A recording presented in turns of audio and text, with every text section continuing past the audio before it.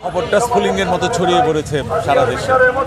আমরা আসিয়ার পুরো ঘটনাটা সবাই আমরা ফলো করছিলাম, তার অপরাধীদের গ্রেপ্তার, তার চিকিৎসা সবকিছু আমরা দেখছিলাম। আমরা শুধু বলতে চাই আজকের এই মঞ্চ থেকে যে দাবিটি জানানো হচ্ছে সেটি যেন বাস্তবায়িত হয়। আসিয়ার দাফনের আগে তার ধর্ষকের দাফন যেন সম্পন্ন হয়, এইরকম একটি বিচার, এরকম একটি তাৎক্ষণিক বিচার এবং একটি সুষ্ঠু বিচার, ন্যায় বিচার আমরা প্রত্যাশা করি। এক সময়ে সামাজিক ব্যাধি হিসাবে আমাদের সামনে হাজির হয়েছে। আমরা দেখছি যে 8 বছরের আসিয়া ধর্ষণের যন্ত্রণা সহ্য করতে না পেরে মৃত্যুমুখে পতিত হয়েছে। আমরা 6 মাসের শিশুকে ধর্ষিত হতে দেখছি। আজকে নতুন করে দেখলাম যে নারায়ণগঞ্জে 24 বছরের একটি ছেলেকে বলাৎকার করা হয়েছে। এটি আসলে সামাজিক গণবিকার ছাড়া আর কিছুই নয়।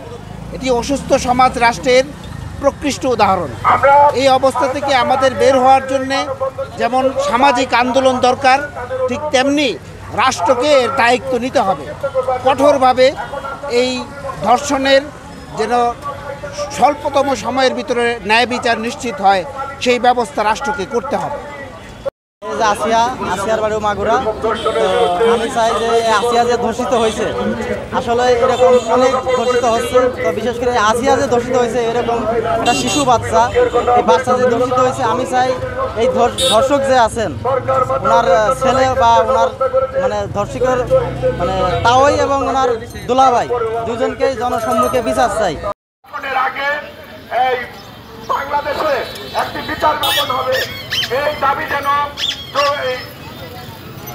প্রতিষ্ঠিত হয়। ভাই সবাই হন এবং সোচ্চার হন।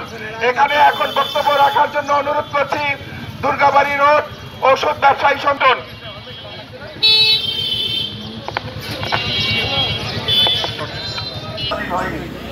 এই রাষ্ট্রের জন্য এই দেশ 36 জুলাই 2000 মানুষ জীবন দেয়নি। কি শুরু হলো দিকে এই দেশ থেকে মারামারি, তার থেকে অরাজকতা শুরু হয়েছে। আমরা যারা পরিবর্তনের অঙ্গীকার নিয়ে জুলাই কোনো কিছু কেমন হচ্ছে, কেন হচ্ছে, আমাদের লিখেছি কোথায়, আমাদের ব্যর্থতা কোথায়?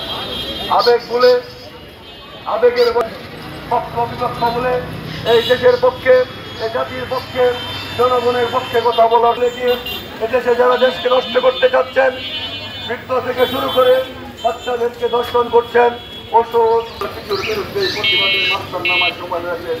যদি আমরা নিয়ম থাকি, আজকে কালকে আমার বাসায় কেউ হয়ে যেতে পারে, কালকে আমার